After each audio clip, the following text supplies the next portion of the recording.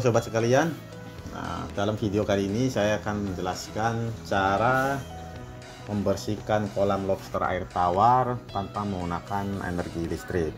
Nah, kita lihat di sini kolamnya sudah mulai banyak kotorannya. Nah, pembersihan ini berguna untuk membuang kotoran-kotoran, terutama zat-zat beracun seperti amonia, agar tidak meracuni lobster yang ada di kolam. Nah, kita lihat ini lobsternya bersembunyi karena siang hari. Di samping itu, di sini saya juga memelihara ikan seperti ikan gapi untuk memakan lumut-lumut di kolam. Ya, caranya bagaimana? Yang pertama harus kita lakukan yaitu mempersiapkan selangnya itu secukupnya. Kalau di sini saya gunakan kira-kira 2 meteran. Nah, selang tersebut kita isi air sampai terisi penuh. Nah, bisa juga mengisinya dengan menggunakan pompa. Kita isi dulu airnya ke dalam selang sampai terisi penuh, lalu kedua ujung selang ditutup dengan menggunakan jari jempol agar tidak keluar. Nah, tempatkan selang yang di luar itu posisinya lebih rendah daripada selang yang di kolam, agar air yang ada di kolam itu mengalir keluar ke luar. Nah, itu bisa terlihat ada kotoran yang keluar dari selangnya. Nah, jadi kotoran bisa tersedot. Nah, kita tempatkan selang yang di kolam itu untuk mencari kotoran-kotoran yang di dalamnya. Nah, kita lihat tuh kotoran-kotoran yang berwarna hitam itu mulai tersedot keluar. Ya, cara ini cukup efektif karena ternyata sedotannya itu cukup kencang. Bahkan daun-daun makanan lobster ini, daun pakcoy itu tersedot juga. Nah, kita lihat itu tersedot. Nah, kita singkirkan daun-daun makanan dari lobster dan segala benda yang menghalangi. Kita bersihkan sampai ke pojok-pojoknya. Nah, kenapa saya memilih membersihkan dengan cara ini daripada menguras air kolam dengan air yang baru?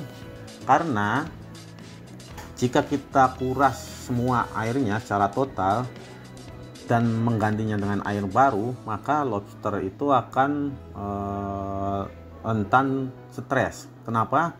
Karena jika airnya baru, maka dia harus beradaptasi lagi, sehingga kalau menurut saya nanti bisa mengganggu proses reproduksinya, karena dia harus beradaptasi lagi, sehingga harusnya sudah mulai bertelur, nanti bisa tertunda masa bertelurnya.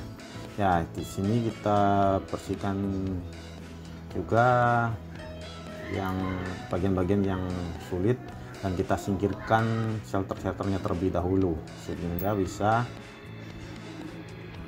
maksimal proses pembersihannya. Proses pembersihan kolam ini sebaiknya secara rutin dilakukan. Kalau saya biasanya dalam rentang waktu 3 atau 4 minggu sekali, tapi itu kondisional sebetulnya. Kita lihat kondisi kolamnya, kalau sudah mulai kotor kita perlu lakukan pembersihan agar tidak mudah terkena penyakit lobsternya. Ya, bisa. Padahal di sini saya juga menggunakan pompa air dan filter untuk menjaga kebersihan air. Tapi tetap saja karena pompanya ini tidak cukup besar, sehingga masih ada kotoran yang tidak tersedot oleh pompa airnya. Nah, ini kita singkirkan dulu shelter-shelternya dan kita bersihkan sampai ke celah-celah sempitnya. Nah, posisi dari selang yang di kolam harus selalu berada lebih tinggi daripada selang yang output atau di luar kolamnya, agar airnya bisa terus mengalir. Selain itu, kita juga tidak boleh mengangkat selang yang di kolam ini keluar dari air, karena ketika aliran air dari kolam ini tersendat, maka air tidak lagi mau mengalir. Oleh karena itu penting untuk dilakukan, yaitu menempatkan selalu selang di kolam berada di atas selang yang di luar, dan tidak boleh mengangkatnya keluar dari air. Ya, demikian proses pembersihan kolam lobster air tawar yang bisa saya sampaikan.